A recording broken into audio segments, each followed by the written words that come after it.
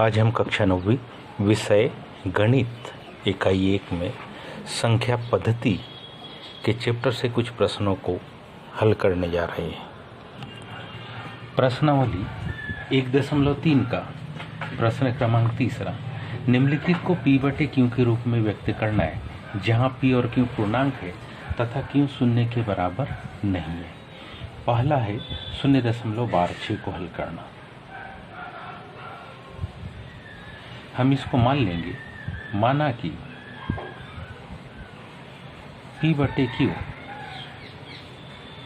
बराबरी से 0.12, जिसको हमने लिखा समीकरण नंबर 1। हमें से सब जानते हैं, क्या हमें से सब जानते हैं कि ये जो 0.12 है, इसका मतलब है शून्य के बाद आने वाले 6 की आवृत्ति कितने बार? अनंत बार।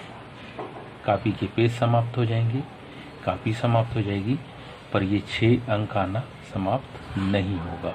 इतने बार ना लिखना पड़े, इसलिए इसको हम ऐसे डैश डैश भी लिख देते और 0.12 भी लिखते। इन दोनों का एक ही अर्थ है, दोनों में कोई विशेष अंतर नहीं है। ये हमारे पास समीकरण नंबर 1 0.12, जिसको हमने समीकरण 1 से दर्शाया। समीकरण 1 के दोनों पक्षों में, ये जो आपके पास है, ये समीकरण 1 के दोनों पक्षों में 10 का हम गुणा कर देंगे।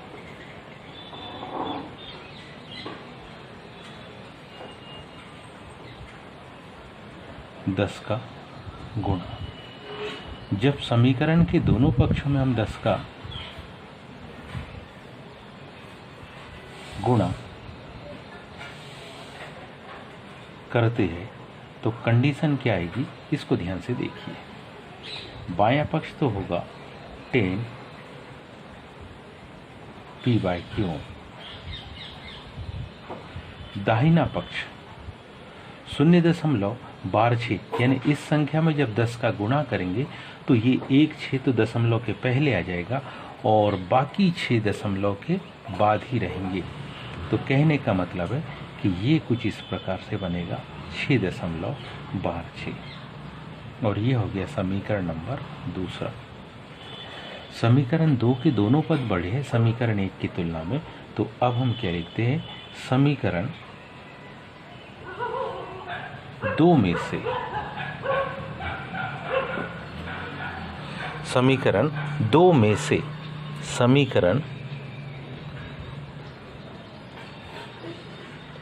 1 को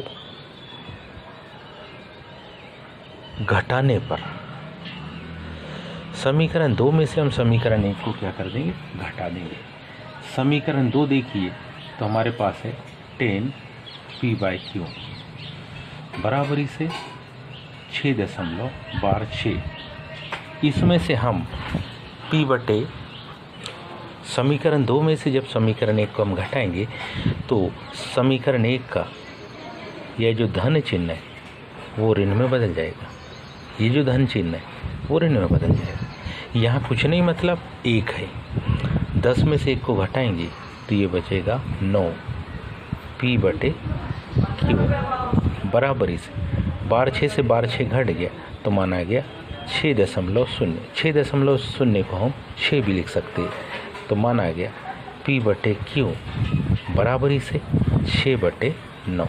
6 और 9 दोनों 3 से विभाजित है, तो कटने के बाद p/q बराबरी से 3 दूनी 6, 3 तिया 9, माना गया हमारे पास 2/3।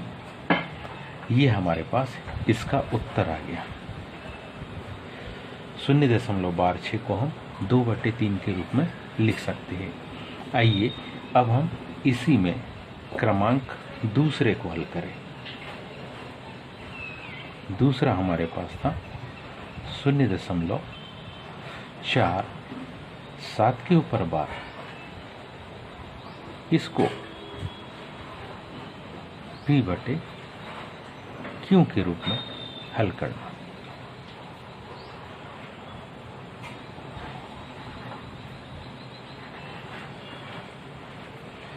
ध्यान से देखिए, इसको जब अपन हल करेंगे तो इसको भी बिल्कुल वैसे ही मान लेंगे हम। माना कि P/Q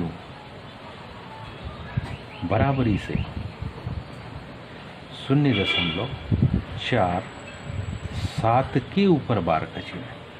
ये जो 0.47 के ऊपर बार का साइन है, 0.47 बार का मतलब है 0.47 की आवृत्ति अनंत बार, न कि 4 की। और इसी को लिखने का ये पैटर्न है 0.47। इसको हम कह रहे कि ये समीकरण नंबर 1 है। इस समीकरण 1 के दोनों पक्षों में, समीकरण 1 के दोनों पक्षों में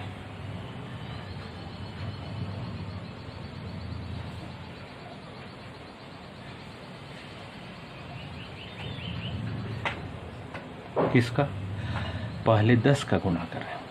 10 का गुणा करने पर इसके दोनों पक्षों में 10 का हम गुणा करें। जब 10 का गुणा करेंगे तो ये अंक 4 दशमलव के पहले आ जाएगा। तो हमारे पास समीकरण 2 बनेगा। इसी से, ध्यान दीजिए, इसी से समीकरण 2 बनेगा। 10 P/Q बराबरी से 4.7 तो अनंत बार रहेंगे, इसलिए समीकरण बन गया दूसरा। पुनः समीकरण 2 के दोनों पक्षों में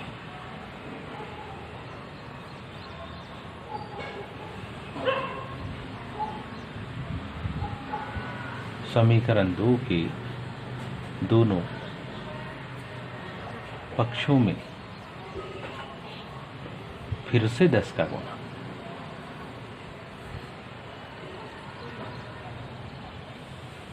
करने पर जब इसके दोनों पक्षों में हम 10 का गुणा करते हैं तो कंडीशन आएगी 10 का 10 में गुणा करने पर 10 P/Q। एक साथ दशमलव के पहले आ जाएगा, बाकी 7 दशमलव के बाद रहेंगे, तो संख्या होगी 47.7। ये समीकरण नंबर हो गया तीसरा। यदि हम समीकरण 3 में से, हमारे पास जो समीकरण 3 है उसके पद बड़े हैं, 2 के पद छोटे हैं। यदि हम समीकरण 3 में से समीकरण 2 को घटाएं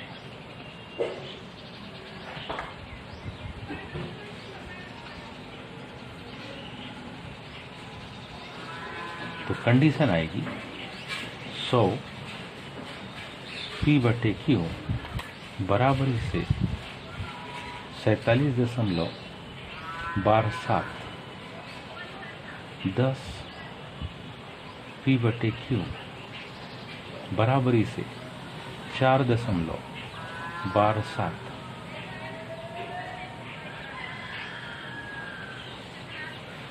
समीकरण 2 के इन पदों के चिन्ह धन से ऋण में बदलें। 100 में से 10 को घटाएंगे तो मान आएगा 90 P/Q बराबरी 7 में 7 घटाएंगे तो 0, 7 में से 4 को घटाएंगे तो 3 और ये 4। अगली स्टेप में ये वैल्यू आ गई 90 P/Q बराबरी से 43 लिख सकते हैं हम इसको। इसलिए P/Q बराबरी से 43 बटे। तो आज अपन ने कक्षा 9 के प्रश्न क्रमांक तीसरे को हल किया। इस तीसरे क्रमांक के प्रश्न में भी अपन ने पहले और दूसरे को हल किया। ये तीसरा आप लोगों के लिए होमवर्क का कार्य है। तो उम्मीद है आप सबको ये प्रश्न समझ में आया होगा और आप इस तीसरे प्रश्न को घर से हल करेंगे। आज के लिए इतना ही। धन्यवाद। शेष कल देखेंगे।